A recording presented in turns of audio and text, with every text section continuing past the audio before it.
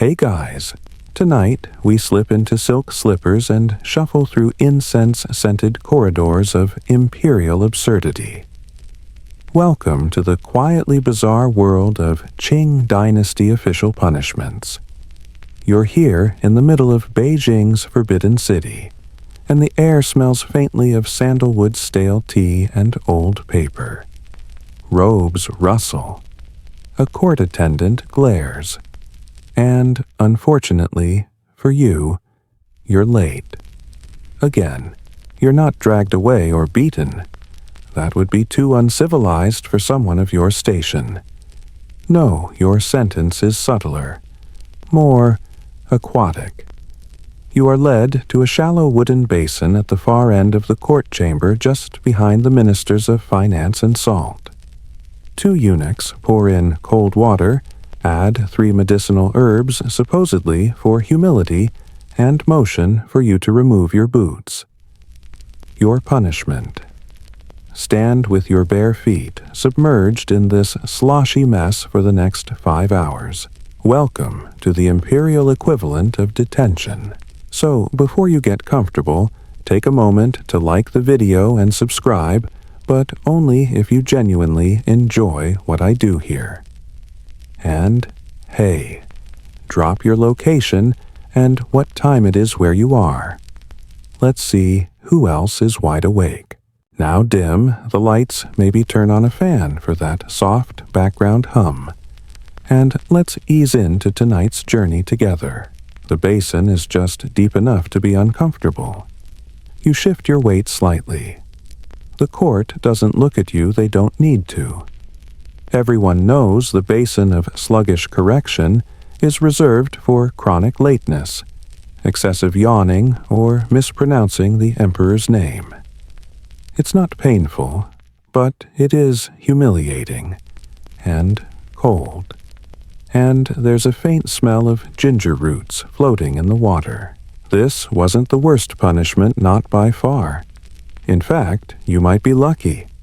Because under the Qing, those long-robed, ritual-heavy, queue-haired administrators of the final Chinese dynasty punishment was as much performance as penance. Discipline was public poetic and painfully slow. Especially if you were a low-level bureaucrat with a knack for showing up 15 minutes late with soup stains on your robe. The Qing valued hierarchy. That's not a shocker. But they also believed that punishment should reflect the error echo through the bureaucracy like a whisper in a scroll room.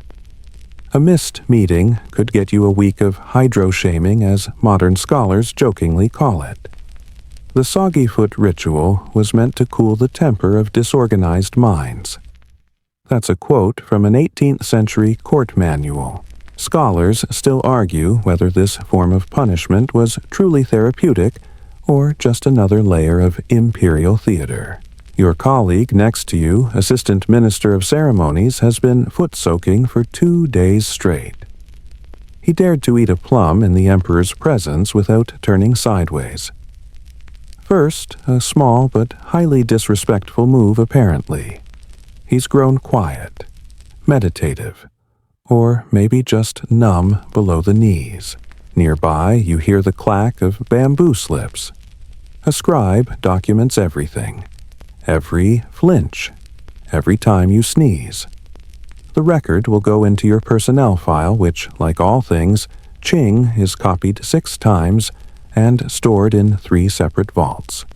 2 underground, 1 guarded by a rooster, trained to peck only at dishonest clerks. That last part may be apocryphal, but you're not in the mood to test it. This punishment doesn't ruin careers. It just lingers, like mildew.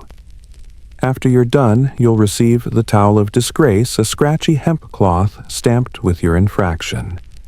It must be returned folded, no corners curled. Failing to do so gets you reassigned to something worse. Perhaps cricket duty. We'll get to that. The court drones on. Cases are read aloud.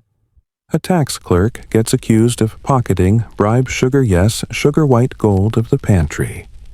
His sentence: copying rice quota tables for a month while sitting backwards on a stool. It's all very quiet, soothing even. You blink slowly. Meanwhile, your feet prune. Your dignity drips away one droplet at a time. A page hands you a scroll. Your next task: transcribe your own lateness apology in both regular and clerical script. By hand, without smudging. You sigh. The ink is watery. So are your emotions. You remember your father's advice. Be early, speak little. Always bow to the Minister of Agriculture. He never mentioned soggy punishments, though. Then again, he was posted in the provinces where mistakes were punished with silence or banishment. In the capital, however, they liked their discipline with just a touch of public absurdity. There's something strangely peaceful about it. The gentle splash when you shift your weight. The murmurs of robed men debating border tariffs. The tea-brewing eunuch tapping porcelain in the corner like a metronome of bureaucracy. You might actually fall asleep standing up if not for the occasional fishtail flicking underfoot. Did they add koi to this basin? Of course they did. A fringe account from a traveling Dutch envoy described these soak pits as peculiarly serene with hints of monkish therapy.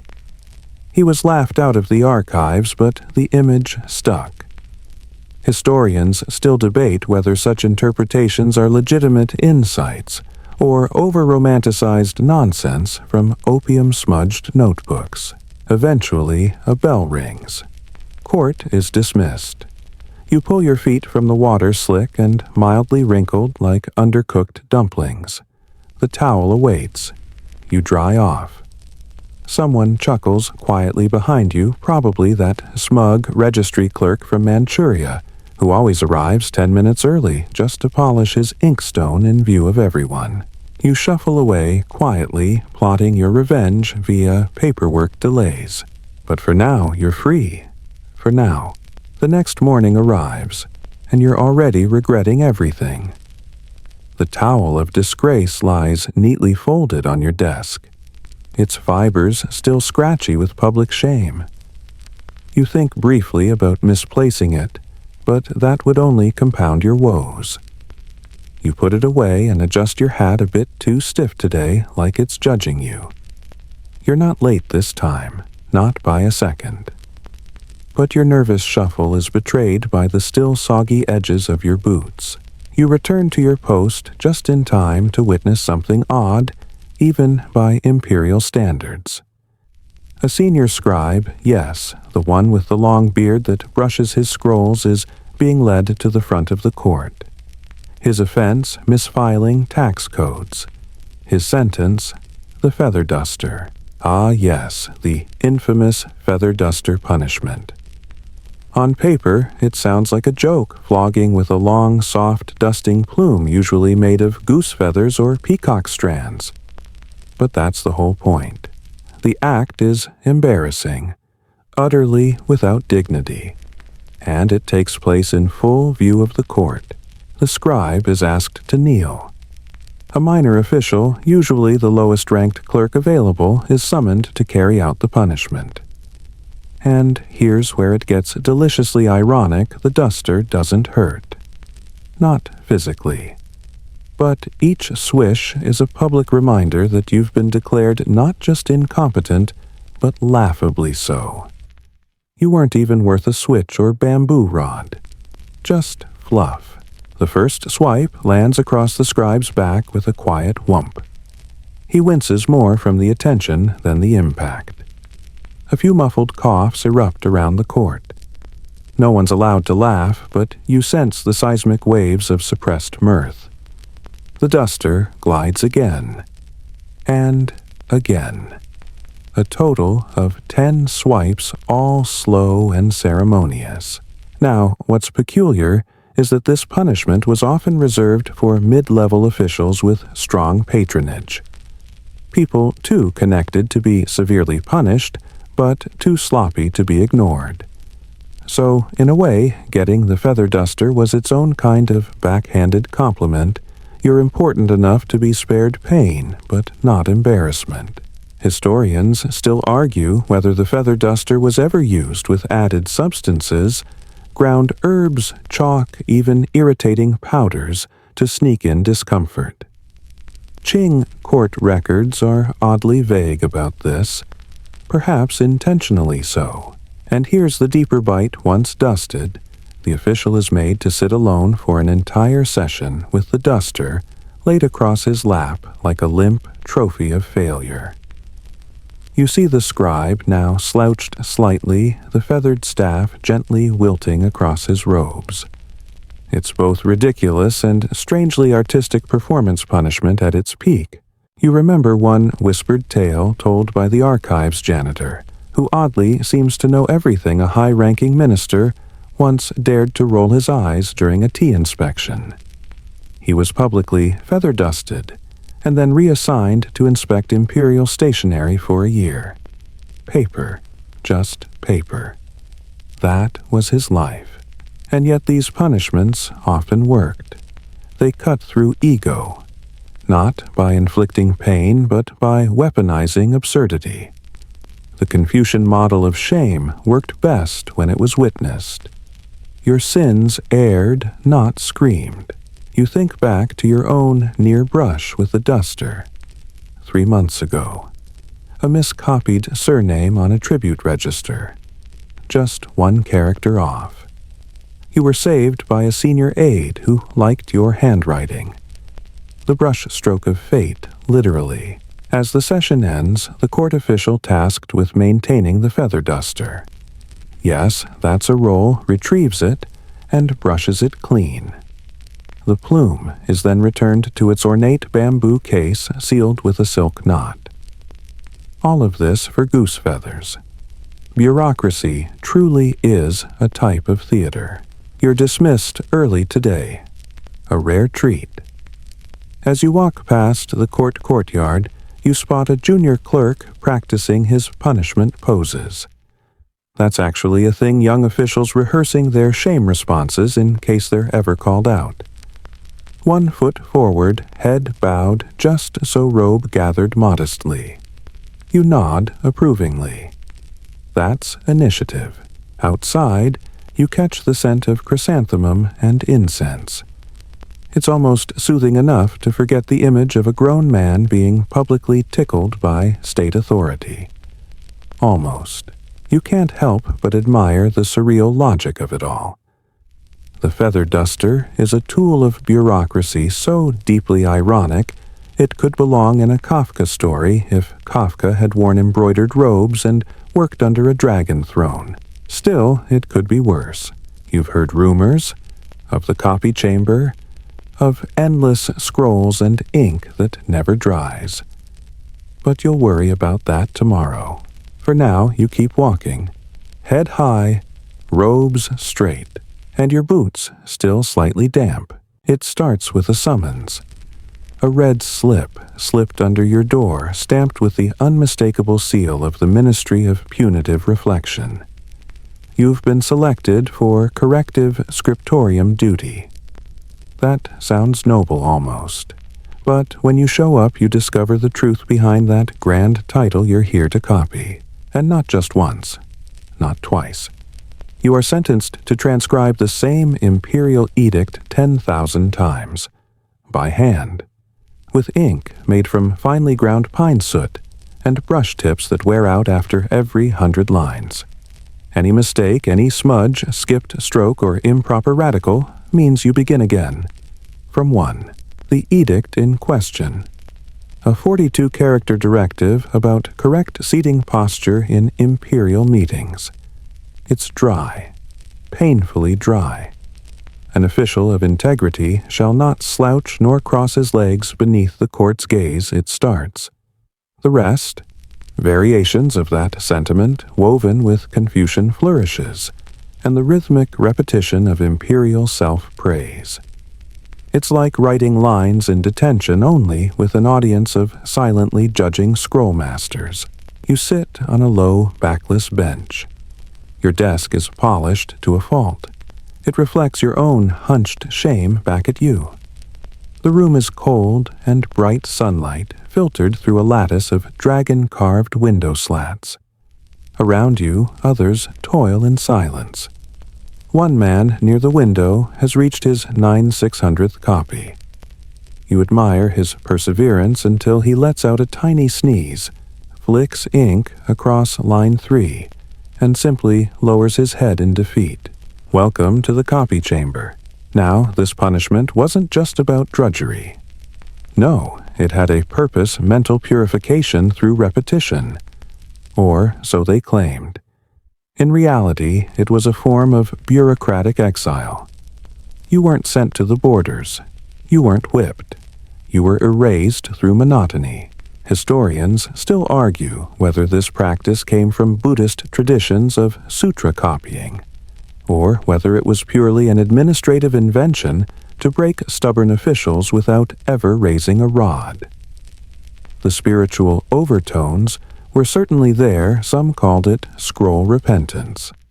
Others, more sarcastically, dubbed it ink suffocation. And the ink itself, not your average calligraphy pot. This was slow-drying ink with a mild fragrance of sandalwood and despair. It was designed to leave a ghostly shadow on the page, even after blotting, so even your mistakes would linger pale and accusatory. You dip your brush. Breathe. Begin. An official of integrity shall not slouch. By your 5th scroll, your fingers ache. You shift slightly. A master scribe eyes you with the calm disapproval of someone who has seen 1,000 bureaucratic breakdowns. You adjust. Continue. There's a rhythm to the brush. Down, hook, sweep, pause. Again, again, again.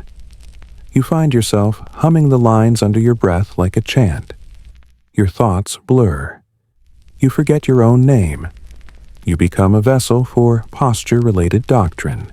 At the halfway mark of your punishment, sometime between day 3 and 4, you're permitted a visit from a moral encouragement officer.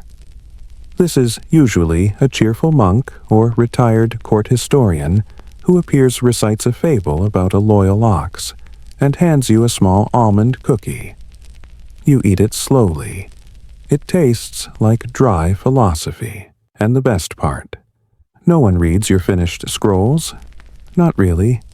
They are stacked, rolled, and sent to a room called the Archive of Sincere Errors, a place most archivists refuse to enter after sunset. There they sit, collecting dust, an entire library of copied remorse, unloved and unopened. Still, the system was meticulous. Every scroll bore your seal, your assigned error code, and a tiny ink thumbprint. A paper trail of contrition. Should you one day be nominated for promotion again, someone would inevitably unearth these records and say, "Ah yes, a 10,000 edict penitent. Mildly sloppy, but resilient. And here's a fun little fringe tidbit. The imperial cats." Yes, the palace had cats were known to sneak into the copy chamber at night, curling atop half-finished scrolls and smudging the work of even the most careful copiers. A minor catastrophe. In one recorded incident, a scroll smeared by a tabby named Minister Fluff led to a minor riot among junior scribes. You haven't seen any cats yet, but you swear you hear a meow in the rafters. Or maybe it's just your sanity unraveling like a rice paper knot. By day 6, your brush is an extension of your arm. You dream of the characters. You see them in your tea, in your bath, steam in the clouds. You've reached 3,000 scrolls. You are technically only 1/3 of the way there, but something shifts. Maybe it's the repetition, or the silence, or the strangely comforting pressure of expected failure. You start to enjoy the simplicity, the lack of decision-making. You wake, you copy. You sleep, you wake, you copy. No late arrivals, no fear of feather dusters, just you and the edict. An official of integrity shall not slouch. Eventually, you'll be released. Not when you're done, necessarily. Sometimes the court just forgets you're in here. One man reportedly spent an extra week simply because the clerk in charge of his log fell ill and no one checked.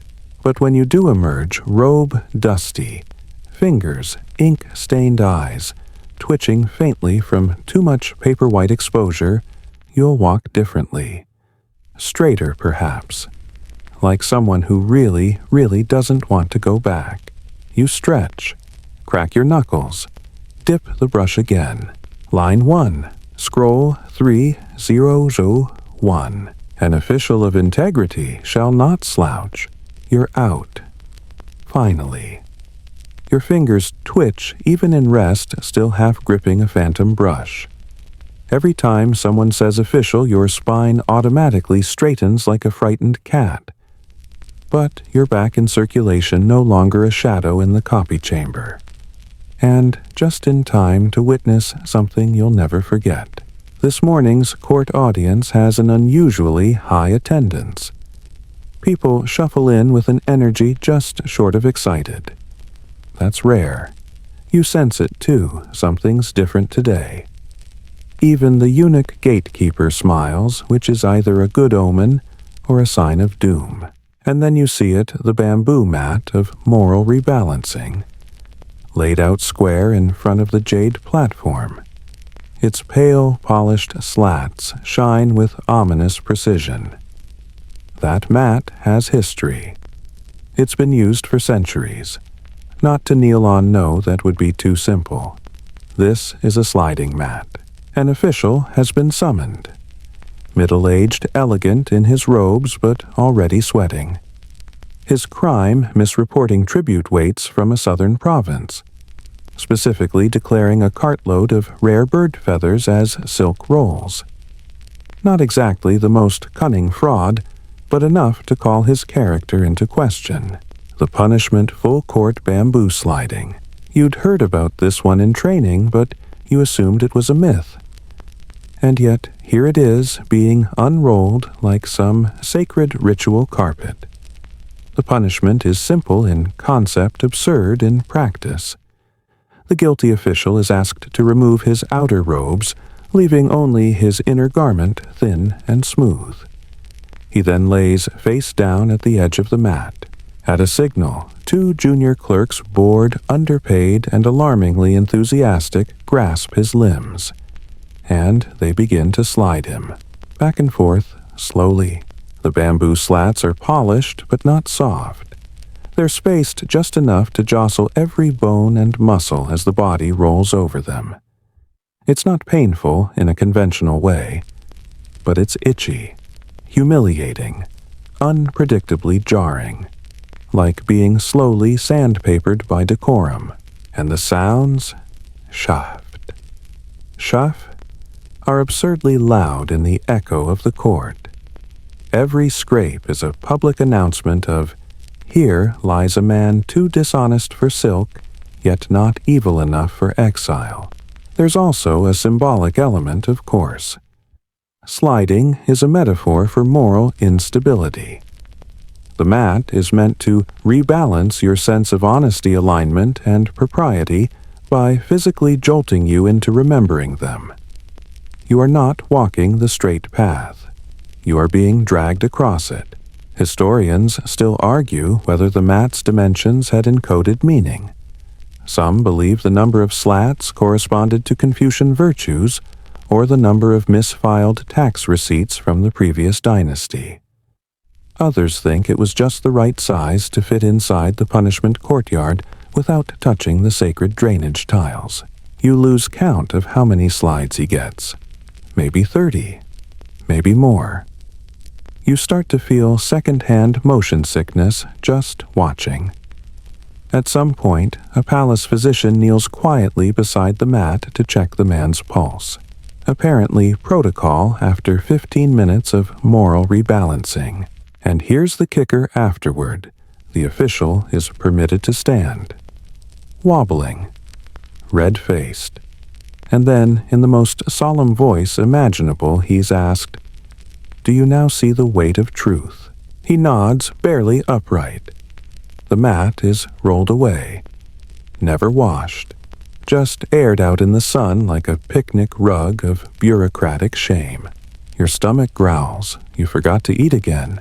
Later, over a quiet meal of pickled radish and cold rice, you hear the rest of the story from a colleague. Turns out the official wasn't even the one who made the tribute error. It was his nephew, recently assigned as a courier. The court knew. But the uncle took the fall. That's how it goes here. Guilt by relation punished by symbolism.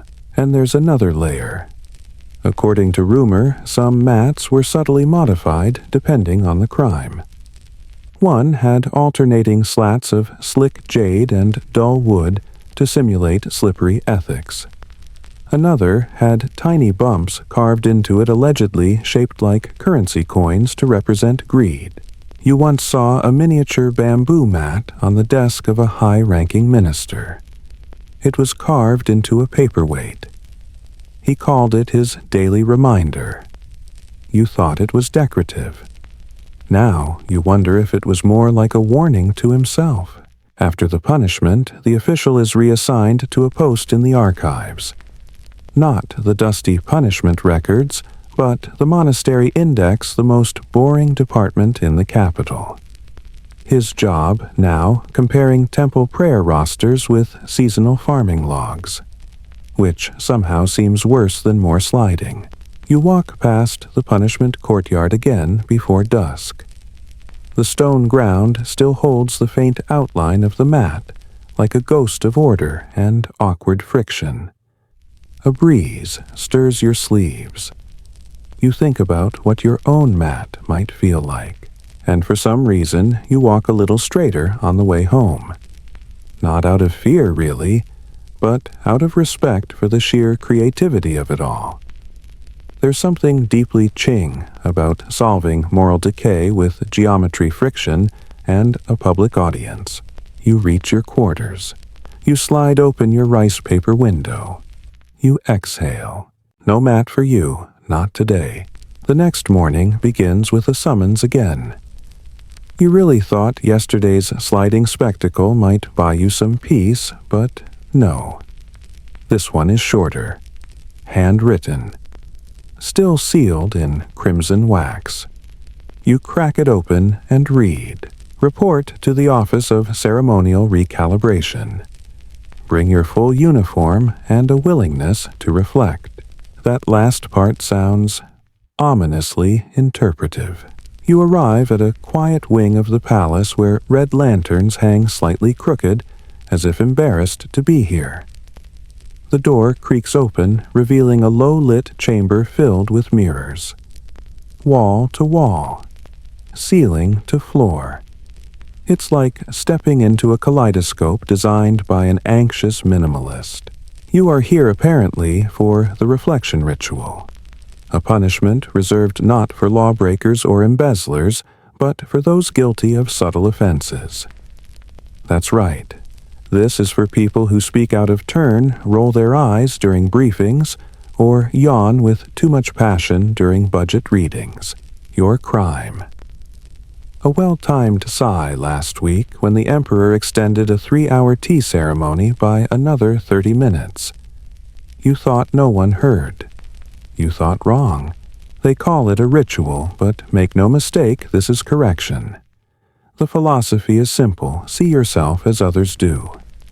But the implementation deeply unsettling. You're led to a square in the center of the room precisely lit from above.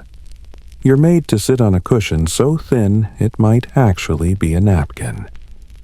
Then it begins. For the next 6 hours you are observed by a rotating panel of etiquette officers, while you simply sit. Sit and look. Look and be looked at. The mirrors are angled to reflect you from every possible direction. Profile reverse overhead, even the faint suggestion of an under-chin. At first it feels silly. You smile. Smirking is noted. Then the silence creeps in. You catch a glimpse of your slouch, the way your right eye squints more than the left, how your jaw clenches even in rest. You start adjusting, fidgeting. That's noted, too. Every 15 minutes, a bell chimes. A voice disembodied from somewhere near a curtain says one of your listed micro-offenses: excessive sighing in the presence of imperial porcelain, derisive eyebrow arc during third reading of budget figures, refusal to clap with both hands at the end of poem recitation. You hear them. Then you look at yourself. Then the bell chimes again. It's all maddeningly slow, which is probably the point. After the second hour, you stop resisting. You let your posture collapse. You let your face rest into whatever shape it wants. You start to think, wow, I do look sarcastic. Historians still argue whether the reflection ritual was invented by court psychologists trying to mimic Zen meditation, or whether it came from earlier Taoist practices involving mirrored stillness and self-confrontation. Some believe it originated in the opera guilds where performers were forced to watch themselves rehearse their mistakes with full facial paint. There's also a fringe theory that the entire thing was created by one particularly vain minister of appearances, who genuinely thought everyone should admire themselves more, until the emperor rebranded it into punishment. And here's a strange detail: the mirrors aren't normal. They're made of something called watered bronze, polished with snake fat, and rice wine, creating a slightly rippling effect. You don't just see yourself, you see yourself in motion, subtly warping, like the person you might become if you never got it together. At the halfway point, you're given a break. 10 minutes, but only in a smaller chamber, also full of mirrors. There's tea, but it's bitter, the kind that tastes like consequences. A clerk hands you a fan and gently reminds you not to make faces at your reflection. It counts, he says. You believe him. You re-enter the main room. A new round of offenses is read aloud. Concealed amusement at misplaced honorifics during tribunal roll call. Exaggerated blink rate during imperial scroll reading. Inappropriate enthusiasm while unsealing pickled cabbage ration. By now, your body is numb. Not from pain, but from sheer static stillness. Every time you twitch, you feel like you're disturbing the delicate geometry of shame. And worse, every mirror still shows you. You, from angles you've never consented to. One mirror, angled strangely high, makes you look noble. Another, low and skewed, makes you look like you've just woken up inside a philosophy problem. You don't know which version is real. And maybe that's the lesson. And yes, there's an end. Eventually. Just as the sun begins to tilt orange through the latticework, the final bell rings. The mirrors are slowly covered one by silk curtains. You watch your reflections disappear in reverse order, like shedding personalities. A final voice asks you, "Do you understand yourself more clearly now?" You nod, though you're not sure. You are handed a tiny scroll with an ink-brushed phrase. To see the self is to soften the self. Then they let you go. Back outside, the air smells sharper. You swear you can feel your own face differently, like it's somehow wider, or maybe just better calibrated. By the time you return to your quarters, you avoid the mirror above your basin. You wash your hands and eat in silence. You look down more. You nod more slowly. And later, just before bed, you catch your reflection anyway. It stares back, slightly distorted, incredibly well-behaved. You've started to develop a sixth sense for when someone is about to get punished. Today, it starts with an unusual breakfast setup. The rice is too perfectly formed, the tea is already steeped, and the pickled plums are aligned like chess pieces. That's never a good sign. You're halfway through chewing when a footman knocks. You're summoned for observation, he says, but he's already bowed and vanished. That's how these things go. You rinse your mouth, adjust your sash, and brace yourself. You're getting good at bracing. This time, the location is a rooftop garden. Private, elevated, and oddly beautiful. Bonsai trees in stone pots.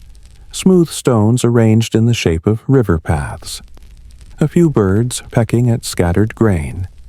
And there, in the middle of the garden, surrounded by watching scribes, is a wooden box. You squint.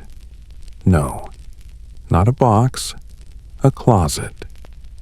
About the size of a coffin stood upright, painted red and gold, trimmed in old lacquer. One character is etched across the front. Chenma silence. Ah, yes. You've heard whispers. Today, someone is being placed in the cabinet of reflective stillness. Inside the box, an official who mismanaged the grain tax inspections. Not corrupt, not malicious, just chronically loud. Interrupting others. Finishing the emperor's quotes before he could. Laughing too hard at inappropriate times. You know the type. And now he's being adjusted. The cabinet opens. He steps inside awkwardly. The interior is lined with cushioned boards, but not soft. Just enough to dull the edge of panic. There's no window, just a lattice carved into the back wall for air. The door closes. A wooden bar slides into place with a dull thunk. And then the hourglass is turned. 4 hours. From outside you hear nothing. That's the point. The cabinet of reflective stillness is one of those Qing punishments that sound soothing until you experience it. Designed not to physically harm, but to smother the voice symbolically, yes, but also logistically. You cannot speak. You cannot gesture. You cannot even reposition with dignity. The space is deliberately narrow. Your elbows touch the walls. Your knees can bend, but barely. No sitting, no stretching. And, worst of all, no light. It is essentially forced introversion. Historians still argue whether this punishment was inspired by Buddhist monastic techniques for withdrawal, or if it began as an improvised storage solution during a particularly disorganized reign. Some fringe accounts even suggest early versions were lined with mirrors, a double punishment for both vanity and verbosity. There's a small slit at eye level. From the outside, a scribe occasionally passes notes through it, quiet moral proverbs, written in flowery brushwork. A loud branch breaks first. A wise fish disturbs no ripples. The quietest bell rings loudest in memory. You'd roll your eyes, but the official inside can't. Not in that space. One scholar once wrote that the cabinet functioned less as confinement and more as a pause inserted into the timeline of a man's conduct. You like that phrasing. A kind of punctuation mark pressed onto the soul. And here's something even stranger: people say that when the punishment ends, most officials speak softer. Not just in volume, but in presence. Something in them recalibrates, as though their voice had grown teeth and the box filed them down. You wait. Everyone does. You're not allowed to leave during the duration. That's part of the shame, a silent audience for your enforced silence. So you sit on a low bench. Drink warm tea from a ceramic bowl shaped like a plum blossom. And you watch the sun climb. Slowly. Very slowly. At one point, a bird lands on top of the cabinet. It chirps once and flutters off. You imagine the man inside counting that sound like it's the highlight of his week. And here's the uncomfortable bit. Punishment doesn't have to hurt to work. Sometimes the lack of stimulation is more jarring than pain. Your brain fills the silence with noise, guilt, regret, imagined apologies. You realize that for some people silence is the loudest consequence imaginable. Near the end, a servant quietly oils the hinges. It's symbolic, ensuring that the cabinet can open without screeching, without fanfare. Like easing a man back into society without letting him announce himself too loudly. And then at last the hourglass empties. A bell chimes. 2 attendants lift the wooden bar and open the cabinet door. The man steps out. He doesn't speak, doesn't look around, just bows deeply, once to the emperor's invisible presence, once to the crowd, once to the cabinet. His hands tremble a little. His voice, when it returns, is said to be noticeably softer for weeks.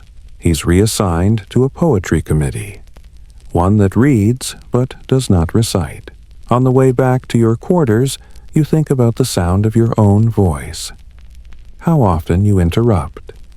How many words you use to say nothing. You think about silence not as absence, but as discipline. You get to your room, pour yourself some water, and just sit. And you don't speak for the rest of the day, not out of fear, out of awareness. You've noticed a strange energy in the court lately. Not fear exactly, just a cautiousness, like everyone's walking on stilts over a frozen lake, trying not to crack anything. And that's when you hear it, the distant rustle of a punishment you've only read about in dusty training manuals. One of the weird ones. The kind that's somehow both utterly petty and terrifyingly effective. They call it the Scroll of Regret. It starts innocently enough. An official is caught submitting the same bureaucratic report 3 times, slightly reworded each time to different departments. Nothing malicious, just lazy. But that's the exact kind of offense the scroll was designed for. Not theft, not treason, just intellectual laziness. And worse, inefficiency. Before long, the punishment is announced in the court plaza. No drums, no guards.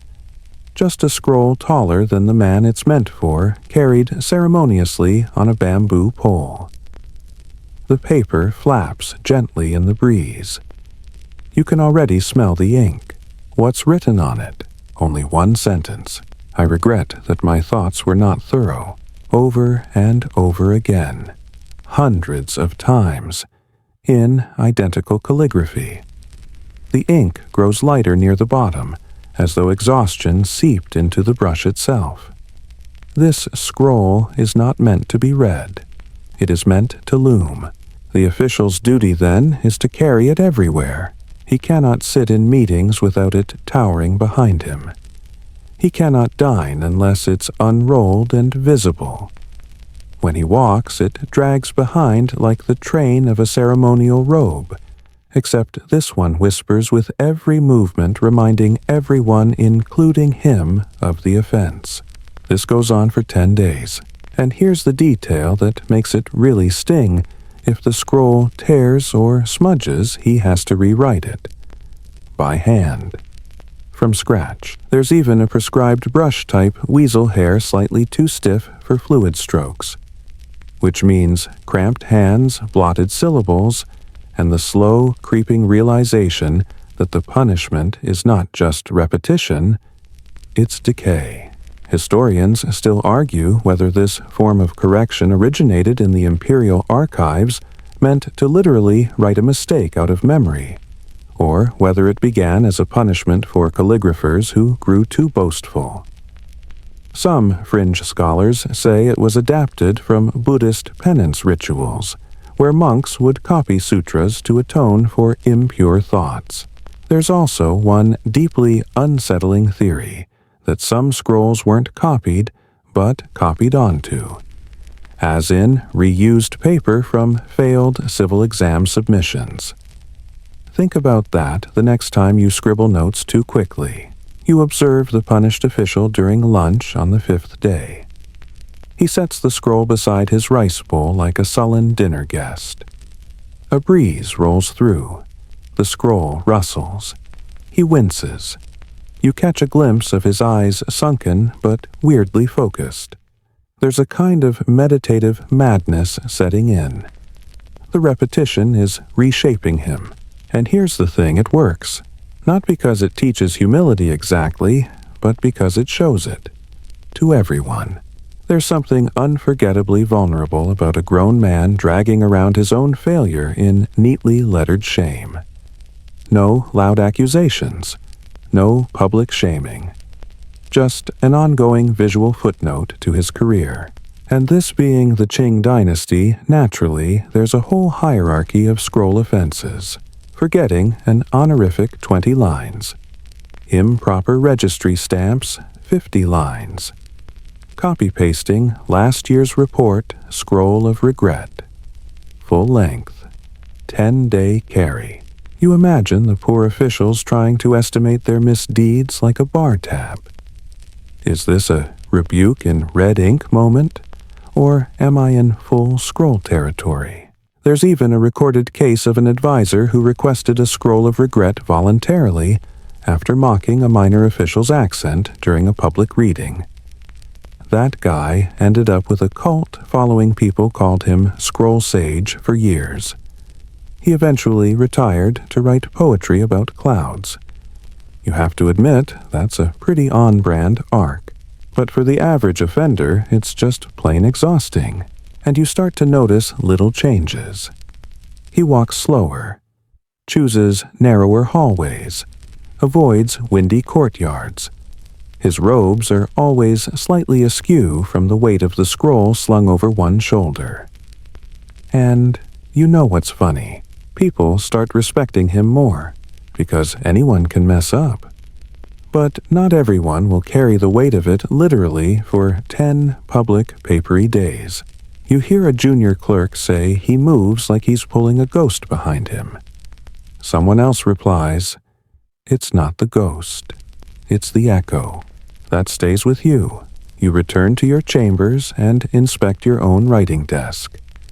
Look at the inkstone, the brushes, the pile of half-finished memos. For a brief moment you imagine having to copy them out as a punishment, let alone tote them around like sacred baggage. So you start editing more carefully, checking your figures twice, reading things aloud before submitting them. It's not fear exactly, it's the awareness that someday you might hear the scroll's soft, dragging sound behind you. You even pick up your brush and write the sentence out once. I regret that my thoughts were not thorough. Just for practice. You never know. The wind catches it. You pin the paper down, fold it up, and tuck it in the sleeve of your robe, just in case. It's easy to forget that Qing punishments didn't always look like punishments. Sometimes they came dressed in silk and embroidered in plum blossoms. Sometimes they even smelled like citrus. Today, you're summoned to what is described as a rehabilitative demonstration. You try not to roll your eyes. That's court speak for someone's about to be taught a lesson, and we all have to act like it's therapy. When you arrive at the courtyard, there's already a circle forming. Low benches, trays of dried persimmons, a lacquered zither being tuned in the background. You wonder briefly if you have been tricked into attending a poetry reading. Then you see her, Lady Sun, low-ranking official, mistress of imperial correspondence, famous for her floral calligraphy and, less flatteringly, her very public tendency to eavesdrop and spread reinterpretations of policy meetings. Not malicious, just gossip with calligraphic flair. She's been selected for what's called the Garden of Rectified Speech. Historians still debate the origins of this punishment. Some believe it stems from ancient Confucian principles of Zheng Ming, the rectification of names where words had to match actions, titles had to match behavior. Others argue it was simply a court innovation during the Yongjing era, invented to neutralize charismatic officials who were too charming for their own good. Here's how it works. The accused is assigned a garden space. Not a jail, not a cell. A literal garden, lush, manicured, full of scent and shade. It's beautiful. That's part of the trap. Every day, the punished official must tend to the garden while reciting corrected versions of the rumors or misstatements they've spread. Out loud, to the plants. So Lady Sun begins. No, the emperor did not fall asleep during the coastal budget review. No, the empress is not secretly funding an opera troupe in Suzhou. No, my cousin did not overhear a marriage proposal between court officials behind the jade screen. Each statement is followed by a bow. First to the ginkgo tree, then to the roses, then to a turtle statue that probably represents eternal listening. It's all very poetic and extremely awkward. Here's the genius: she's not being humiliated in the market square. She's not in chains. But every day the courtiers walk past this garden. Quietly, respectfully. They pretend not to listen, which is the cruelest part. And still she must continue. The garden becomes her stage, and her own voice her undoing. You learn that the punishment lasts until the season changes. Specifically, until the first leaf falls naturally from the plum tree in the north corner of the garden. No one is allowed to pick it early. There's even an assigned monk who checks the tree daily.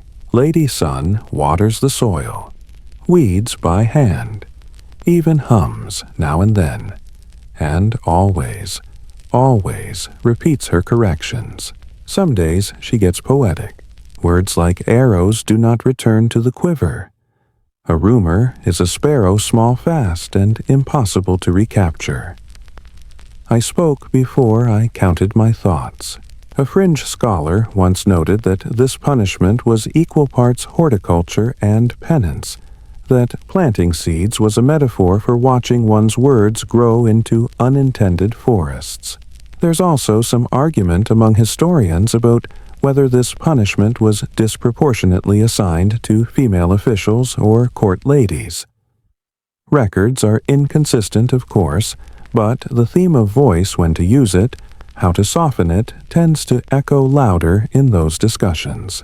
You find yourself drawn to the garden over the next few weeks, not out of mockery, out of something closer to admiration. Lady Sun becomes gentler in tone, more measured. Her corrections start sounding like poetry. She writes them down, leaves slips of rice paper under stones. One morning you find one fluttering by the bamboo wall. Truth whispered is stronger than rumor shouted. You keep it. Tuck it into your sleeve. Add it to your growing collection of uncomfortable wisdoms. And slowly people begin to visit her garden not out of duty, but curiosity. Not to scoff, but to listen. It becomes something of an unofficial study space. A place where you can sit among lavender and listen to the careful unweaving of error. Lady Sun never directly acknowledges her audience. That's part of the dignity of it. But once as you pass, she says, "It's hard to uproot weeds you've planted yourself." She smiles. You nod. And you wonder if all punishments carried this strange balance of beauty and discomfort, maybe people would take them more seriously. Eventually, the leaf falls, a single yellow oval, crisp on the edge, twirling down like a shy dancer. The monk collects it in a silk pouch. The punishment ends. Lady Sun returns to her post quieter, slower, to speak, but more respected than before. She's even invited to transcribe seasonal poems for the emperor's private library. Not a demotion, a redirection, and the garden. It's maintained by junior officials now. not as a punishment, but as a place to reflect. They call it the Listening Grove. You visit often. You don't speak while you're there, not even to the turtle statue. You think you've seen it all: scrolls of shame, gardens of regret, bamboo lectures. But nothing quite prepares you for the quiet dread of what the court calls the chair of reflection. You hear whispers about it before you see it. They say it's just a chair, but somehow not. That it's not strapped, not locked, not painful, but people emerge from it changed. Not dramatically, no sobbing, no newfound religion. Just quieter, more deliberate. Like someone who now weighs every thought like it's a scale-tipping coin. So, when an official named Jin, the famously brash tax auditor from Suzhou, is selected for deep protocol misalignment, everyone collectively flinches. He's headed for the chair. What did Jin do? Oh, nothing criminal. He just revised a ceremonial script without permission, took liberties with language, replaced everlasting harmony with perpetual order. Minor tweak, right.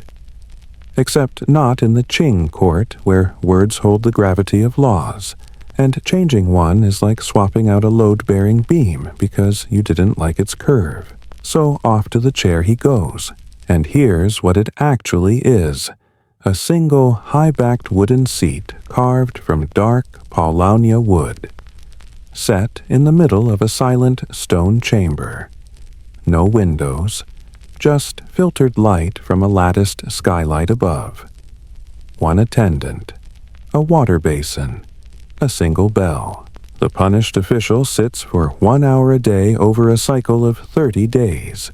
But here's the catch: they're not allowed to speak, not to move unnecessarily, not to sleep. They just sit, still. The chair, it turns out, is positioned so precisely under the skylight that the sunlight moves across the occupant's face minute by minute, marking time, making you feel it cell by dragging cell. Time becomes tactile. Like a slow drizzle you can never quite dry from. And you watch Jin on day 3. He starts bold arms folded, chin up, classic defiance. But by day 10, his shoulders have dropped. His eyes move less. He doesn't scan the room anymore. He stares inward. You think that man is cataloging every decision he's ever made. A fringe rumor floats through the court that the chair was originally designed by an astronomer-turned-architect during the early Qing. The room is said to mirror celestial alignments, forcing the sitter into a sort of microcosmic humility. Whether that's true or not, historians still argue. Some claim the room itself shifts acoustics at different times of day, amplifying breathing, until it sounds like a chorus of mistakes. On day 16, Jin's robe is more wrinkled than usual. On day 21, he nods slightly to the attendant as he enters.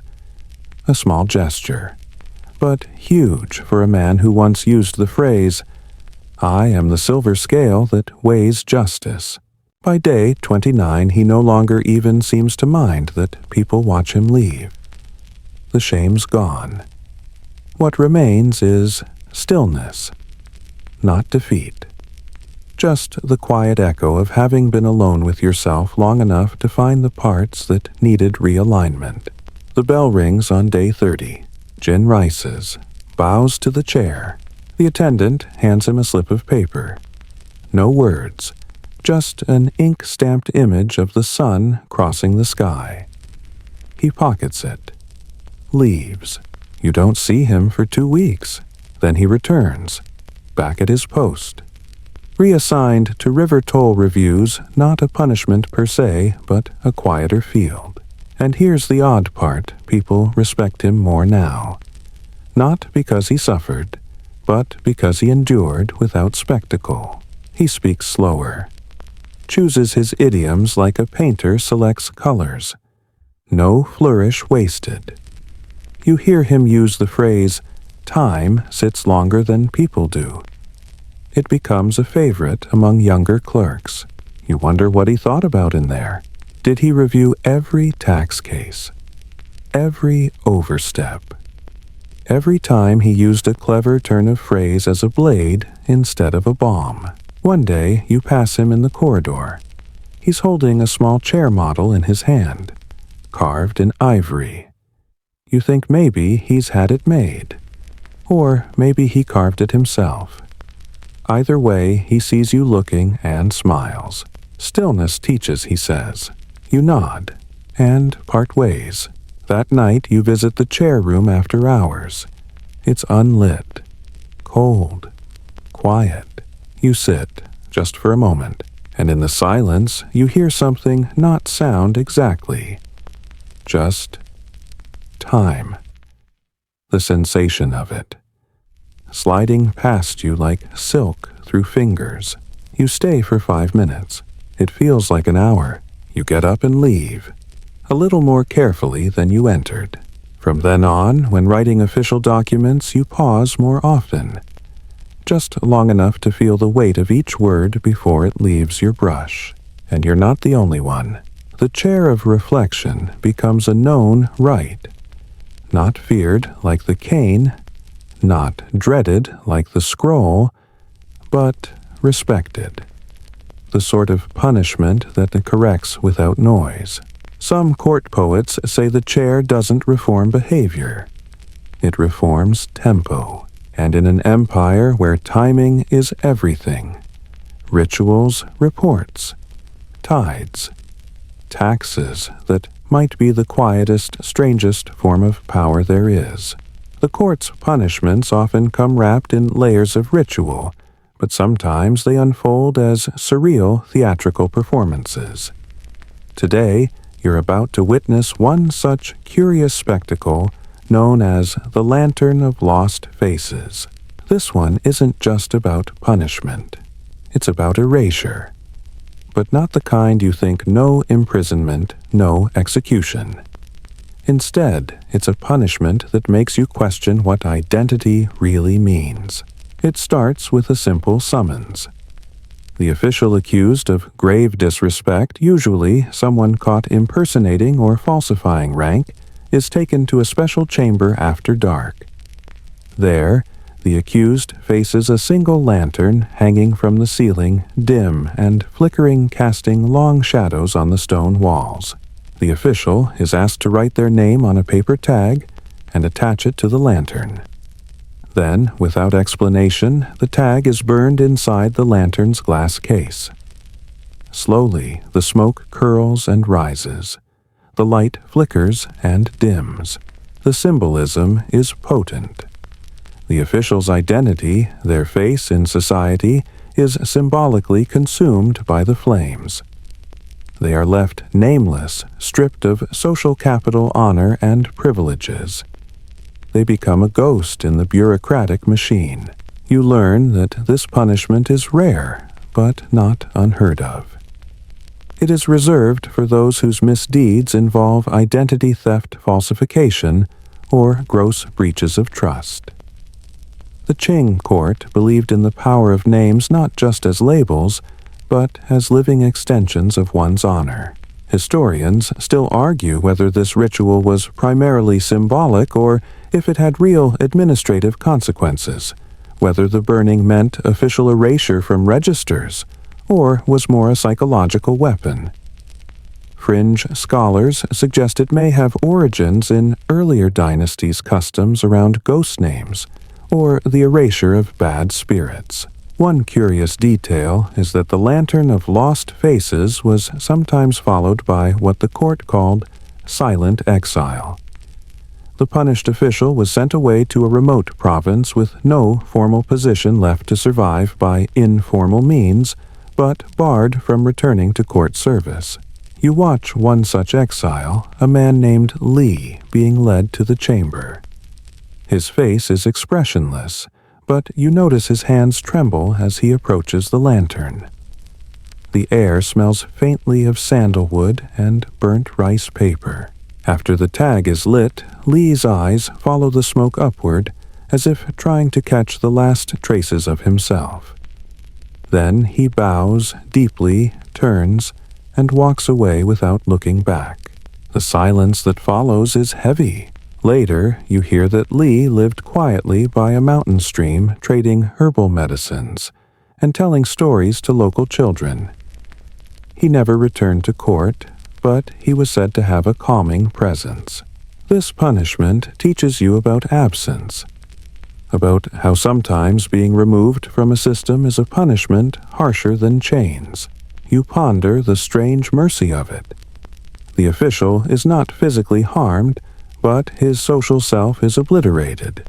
You wonder how many others carried such invisible marks, how many names flickered and died in lantern light, and whether that absence haunted them more than any lash ever could. The Qing Dynasty's punishments often take the form of visible tactile lessons. But sometimes the most haunting punishments are invisible. Today, you encounter a practice called the whispering ledger. At first, it sounds almost gentle. The accused official receives a meticulously kept ledger, a delicate book of silk-bound bamboo slips detailing every minor infraction, every misstep, every small breach in protocol recorded day by day, word by word. This ledger isn't public. It isn't meant for the court. It's personal. It's delivered in silence and sealed with red ink. The official is then instructed to carry this ledger everywhere every day for an entire year. It's a physical burden and a psychological one. The idea is that the constant presence of one's mistakes cataloged in painstaking detail will slowly reshape their behavior. You learn that the whispering ledger could be considered a kind of silent punishment or correction, less a sentence, more a slow burn of self-awareness. The official's peers don't mock or scorn. The punishment lies in the continuous self-reflection forced by the ledger's weight. One quirky detail you uncover is that the ledger was often perfumed with sandalwood or jasmine, making it a strange mixture of comfort and shame. Historians debate whether the ledger was an effective punishment or more a tool of social control. Some argue it encouraged humility and reform, while others see it as a way to maintain hierarchy through shame. The official, named Chen, a mid-ranking scribe known for sharp words and sharper temper, carries the ledger with quiet dignity. You watch as he opens it at odd moments, tracing the bamboo slips with his fingers, mouthing the words silently. The punishment, you realize, is less about public spectacle and more about private reckoning. By the end of the year, Chen's ledger is worn. The silk edges frayed, the ink faded in places from countless touches. And when the ledger is finally returned to the court, it is empty, every infraction erased. You realize this empty ledger symbolizes a fresh start. And maybe, just maybe, the kindest punishment is one that teaches you to carry your faults quietly until you learn to lay them down. Some punishments are designed not only to correct, but also to remind the entire court of the precariousness of favor. Today, you find yourself at the spectacle known as the Scroll of Silent Tears. This punishment applies to officials guilty of failing to act on corruption or bribery within their departments, a sort of collective shame for complicity, rather than direct wrongdoing. The condemned official is required to compose an official scroll, a calligraphic masterpiece that details their failures, omissions, and the consequences of their inaction. But here's the twist: they must write the scroll in complete silence, while tears stain the paper. You observe the process. The official sits alone in a dimly lit room, a single candle flickering beside their inkstone. The brush moves steadily across the silk scroll, the strokes deliberate and precise. But the tears, well, that's the challenge. The ink blends with the tears, causing the characters to smudge or bloom unpredictably. The officials are encouraged to allow their emotions to seep into the paper creating a visual testament to their regret. Historians still argue whether this was a ritualized form of public confession or a private catharsis forced upon the official. A fringe theory suggests that the smudging ink was meant to symbolize the blurring of truth and guilt, a visual metaphor for the moral ambiguity faced by those in power. The scroll is then presented before the emperor or his delegates displayed in the hall as a reminder of vigilance. One day, you watch an official named Wei undertake this punishment. Known for his icy demeanor and sharp intellect, you're surprised to see genuine tears fall as he writes. The scroll becomes a moving blend of sorrow and shame, each smudge a silent confession. Wei's scroll becomes famous, copied and studied by younger officials as a lesson in responsibility. You find yourself strangely moved by the raw honesty, and you wonder if sometimes the pen and the tear really is mightier than any sword or rod. As the seasons slip by, you hear murmurs of a punishment both bizarre and unsettling, known as the Mirror of Silent Judgment. It's whispered about in the corridors sometimes with awe, sometimes with nervous laughter. This punishment is for officials who have been accused of hypocrisy, or double-dealing those who say one thing in court but act quite differently behind closed doors. The mirror is a full-length bronze frame, highly polished to an almost supernatural sheen, set up in a private chamber. The official is required to sit alone before it every day for several hours, facing their reflection. But it's not just a mirror, it's enchanted, or at least that's what the legend says. The reflection doesn't simply show the official's physical image, but is said to reveal their true self, their hidden fears, regrets, and sometimes their guilt. You watch an official named Zhao, once a charismatic diplomat known for his eloquence, but also notorious for his under-the-table dealings.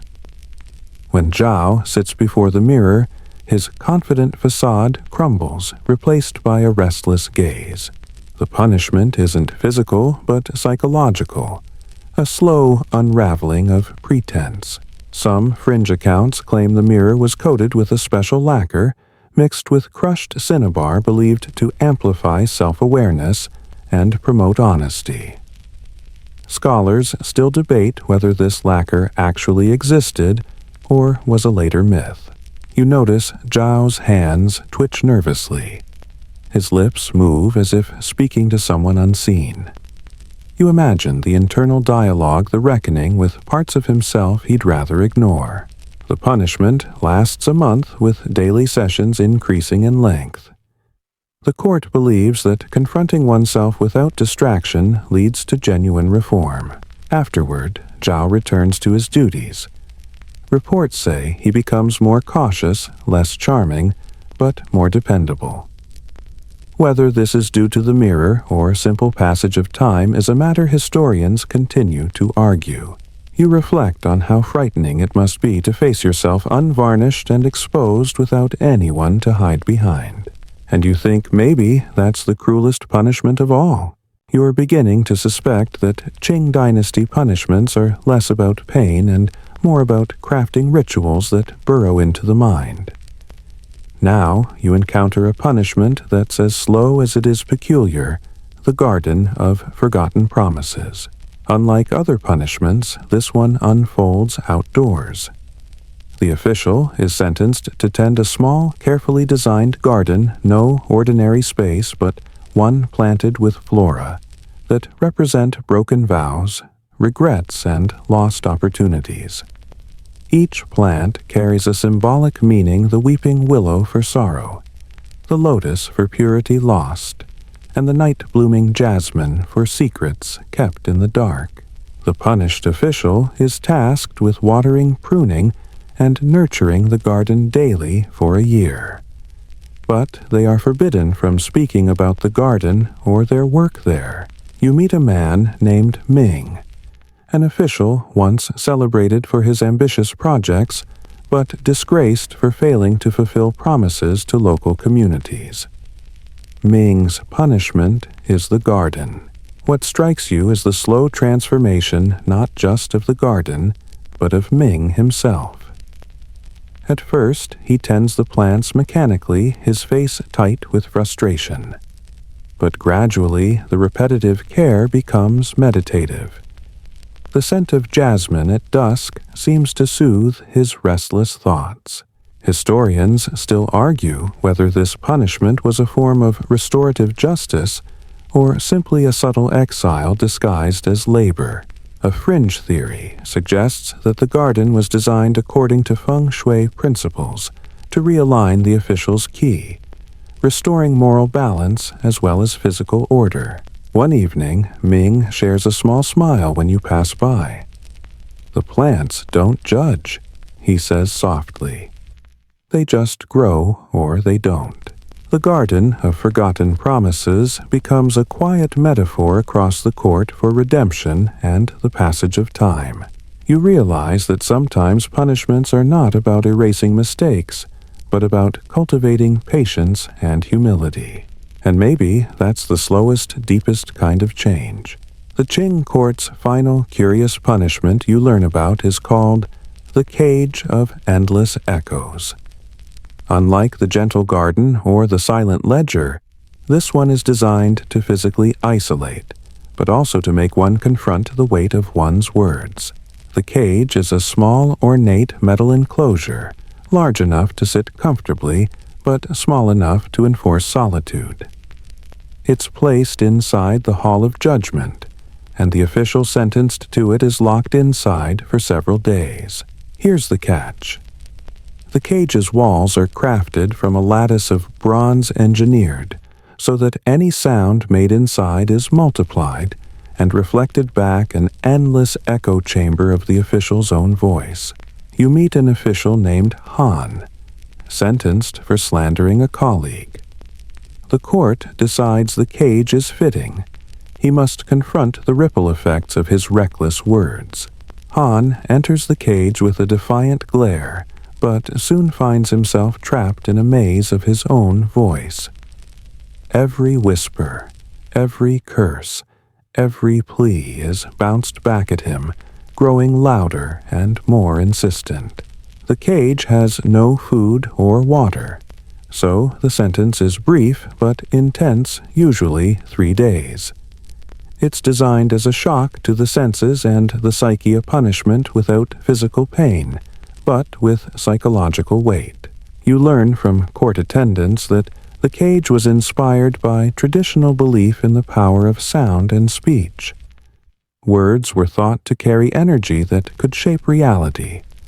So hearing your own words amplified was a form of purification. Historians debate if the cage was ever actually used, or if it's more a court legend to scare would-be slanderers. But you see Han emerge disheveled and silent. The arrogance is gone. The next day, he issues a public apology, carefully crafted and sincere. The Cage of Endless Echoes teaches a vital lesson in an empire where words wield power. One's own voice can become the sharpest punishment. And as you reflect on the strange punishments you've witnessed, the chair of reflection, the lantern of lost faces, the whispering ledger, you realize the Qing court's approach was less about brutality and more about crafting rituals that poke, prod, and reshape the inner self. In a world where honor is currency and silence, sometimes louder than shouts, punishment becomes a mirror, a garden, a slow echo of consequence. And maybe, just maybe, that's the most peculiar and calm form of justice there is. Word count 1093. Now dim the lights, maybe turn on a fan for that soft background hum, and let's ease into tonight's journey together. The wind down begins. You find yourself drifting slowly, the court's echoes fading like distant footsteps down ancient hallways. The lantern's flickering light softens the garden's quiet scent, lingers like a gentle breath on your skin. The weight of silence, reflection, and slow change settles into your bones, coaxing your thoughts into a calm, steady rhythm. The day's stories fold neatly away, like the closing of a well-worn scroll, and you feel a gentle release, a soft letting go of the world's sharp edges. The quiet lessons of the Qing punishments hum in your mind like a lullaby reminding you that even in discipline there can be grace, that even in consequence there can be mercy. So, breathe in slowly, deeply. Let the stillness cradle you as you slip toward rest. The stories of ancient courts and curious chairs will wait until dawn's light. But for now, there is only calm. Good night and sweet dreams.